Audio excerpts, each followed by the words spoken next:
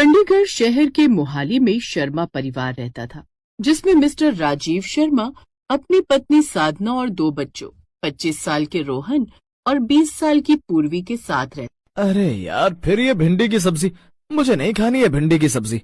हाँ, मन तो मेरा भी नहीं है। मम्मी कभी तो ढंग का कुछ खाने को बना दिया करो, जैसे पराठा या पाव भाजी या छोले भटूरे। क्यों, कल का खाना भूल गया? कल तूने मूली के 4 पराठे डकारे थे। अब कभी कभी सब्जी रोटी भी खानी होती है, समझा? अब चुपचाप से खा, वरना ये भी नहीं मिलेगा।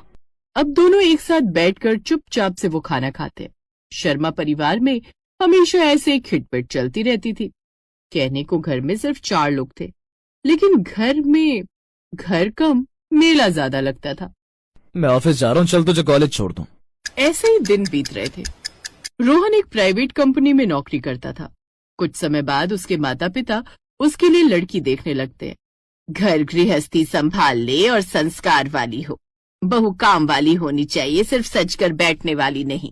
चूल्हा चौका आए, देसीपन हो, तभी तो घर टिकेगा।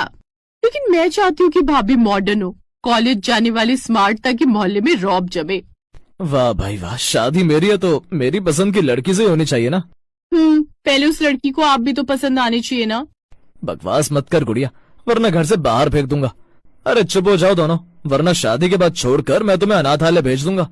इसी तरह सबकी रजामंदी से कुछ समय बाद उनकी शादी हो जाती है। सास भी खुश थी कि घर में नई बहू आई है। मम्मी जी, गैस कहाँ है? गैस? अरे बहू, हम गैस वाले नहीं हैं, हमारे घर में तो चूल्हा है। चूल्हा? लेकिन मुझे तो चूल्हा जलाना नहीं आता। अरे अभी तो कह रही थी कि मैं देसी हूँ, चला आप सिखाती हूँ। बेचारी रूपाली की हालत खराब, माथे से पसीना बह रहा था, धुएं से आंखें लाल हो गई थी।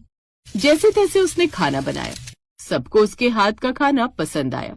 फिर रात के समय, मैंने तो सोचा भी नहीं था कि आपकी माँ मुझसे चूल्हे पर खाना बनवाएंगी।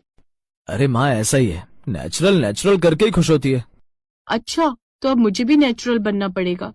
अगले दिन रूपाली ने देखा कि आंगन में लगे पौधे सूख रहे हैं, तो वो जल्दी से बाजार से जाकर खाद ले आई। अरे ये क्या उठा लाई तू, ये वाली खाद थोड़ी ना देनी होती है इन्हें, नेचुरल खाद देनी होती है, यानी कि असली गोबर। है माँ जी, गोबर? लेकिन मैं ये कहाँ से लाऊं? अब वो बेचारी गोबर की तलाश में इधर उधर भटकने लगी। उसने चारों तरफ नजरें दौड़ाई, लेकिन गोबर कहीं दिखाई नहीं दिया। तभी उसने देखा कि एक आदमी एक भैंस लेकर जा रहा था। सुनिए ना। कहो बहन जी, क्या काम है? भाई साहब, मुझे नेचुरल खाद चाहिए। क्या मतलब?